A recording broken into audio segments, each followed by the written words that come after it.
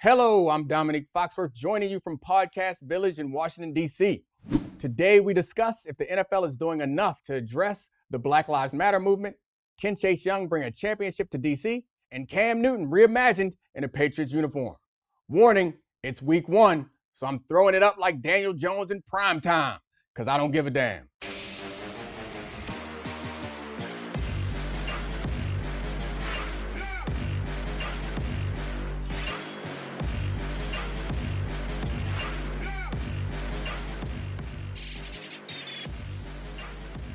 Today, we have a very special guest coming up, senior writer at the Undefeated, Jason Reid. But before we hang with him, let's get our first topic from the producer in the control room. Trav, what you got? Is the NFL taking the right approach addressing the Black Lives Matter movement?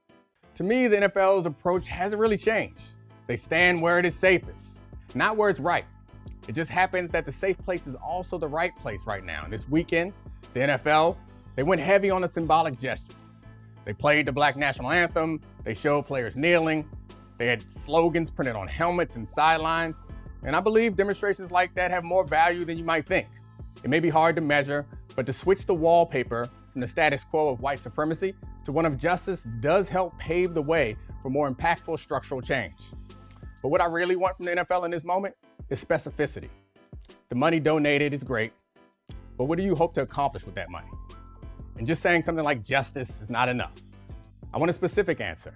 You can take a note from the Ravens and pick the George Floyd Justice and Policing Act and direct your resources to getting that bill passed, or at least getting it voted on at some point this season. All right, for the next topic, we're bringing in senior writer at the Undefeated, Jason Reid.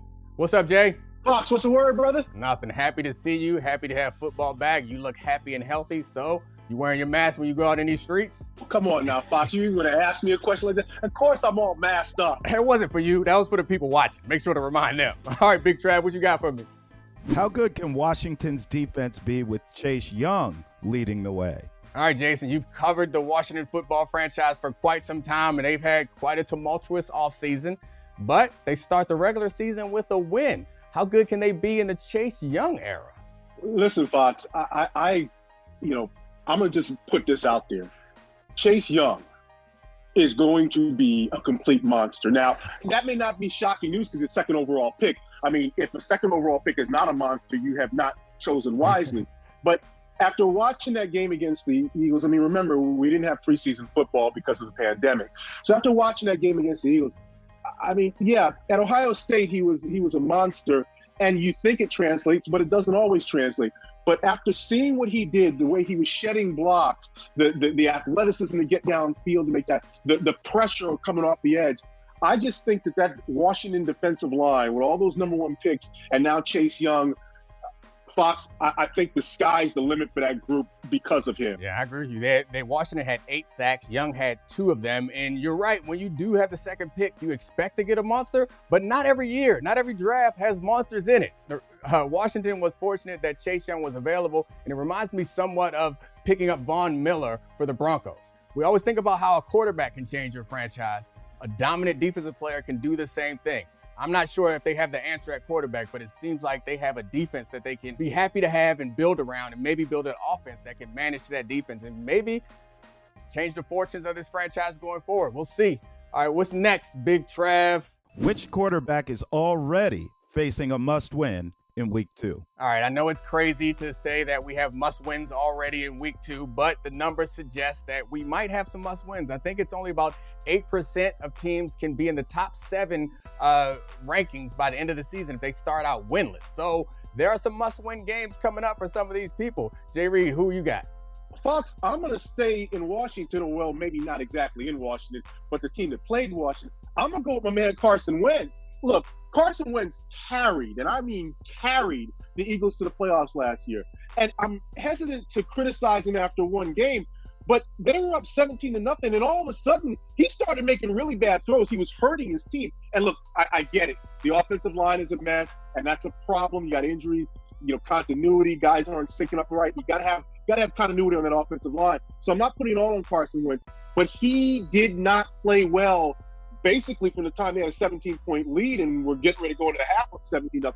So Carson Wentz, it's on him right now. He's got to have a good game in week 2. He really needs it, but I'm looking at Deshaun Watson.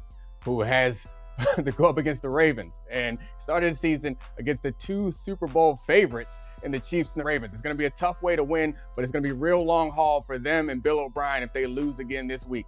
Big Trav, what you got next? Will Cam Newton's play continue to be as flashy as his outfits? I mean, who really cares about Cam Newton's play? Like, let's be honest. I'm really here to talk about Cam Newton's outfit, though he did have a great game, like 230 yards, couple touchdowns, no interceptions. The game plan was pretty standard and kind of basic, and Cam succeeded in that. But look at him. He just looks marvelous. I couldn't pull it off. He looks like a CEO of a highlighter company. It's fantastic. I will stock up on my back-to-school products with Cam Newton, but he's not the only one that was fresh this weekend. Here are four other guys that I wanted you to see. The Chiefs have Travis Kelce, and apparently he's leaning in on the chest hair, which I guess is a look. Mecole Hardman, I think, is sending a message that they're putting the rest of the league to sleep with his teddy bear and his sleep fit with the head wrap, also the do-rag to keep the waves fresh. And then we got Baltimore Ravens with, I don't know what to call this look, but we got Hollywood Brown, Lamar Jackson in the back. I think it's just young, black, and rich is the feeling they're giving off of me. I love all of this. I never had the heart to pull off any fits like this. And at 37, I don't know that I need to start trying, but these guys are inspiring me. Just give me one. Who do you think looked the best? I'll give you all four of these. We got Travis Kelce, Mecole Hardman, Lamar, and Hollywood Brown. Who you got? Are any of them beating Cam Newton? No, none of them beating Cam Newton. You know why? Because Cam is the GOAT, all right? You know why? Because Cam is fearless. You know, Fox, you made the joke about the highlighter company, but let me tell you, when I saw his outfit, I was like, now you step that way and you playing for the hoodie. You playing for Bill Belichick. You better go out and have a good game now, okay? Yeah. And he did. He had a good game. You know, it's just so interesting. You talk about how people were shocked that he beat out Fox. What's the guy, Jared Stidham? I mean, yeah. I mean, people were asking about Cam Newton. This guy's an MVP. Look, you can't pull it off. I definitely can't pull it off. But mad respect for the fact that he is the GOAT with fashion, and he had a great game the first week. Yeah, he looked great. He looked like the groom at a lemon wedding.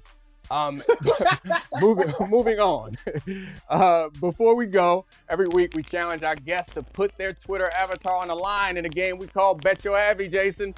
The loser of the bet has to change their Twitter profile picture to whatever the winner wants for 24 hours. All right, Trav, what's the bet this week? Who's winning Sunday night, the Patriots or the Seahawks? All right, Jason, I always give the guests first pick, so go ahead and select who you want, and I'll take the other team. Do y'all see how Russell Wilson played last week? I mean, let me see. Russ coming out, dropping playoff performances in week 1. 4 touchdowns. I mean, the completion percentage was off the charts. I'm going to go with Russ. Hey, great job, Cam, first week.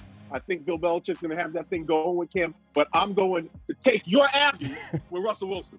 All right, I feel good about this. There are going to be some weeks when I give the guest the first pick and I'm not going to be happy, but I'm fine with rolling with Cam and Belichick on this one. I feel confident that they're going to at least give us a game. It's going to be fun either way. I look forward to watching it and rooting against you, Jay Reid. Thanks for joining us, bro. Anytime, Fox. All right, that's it for this week. Head to the Undefeated for the stories that matter the most. You're welcome.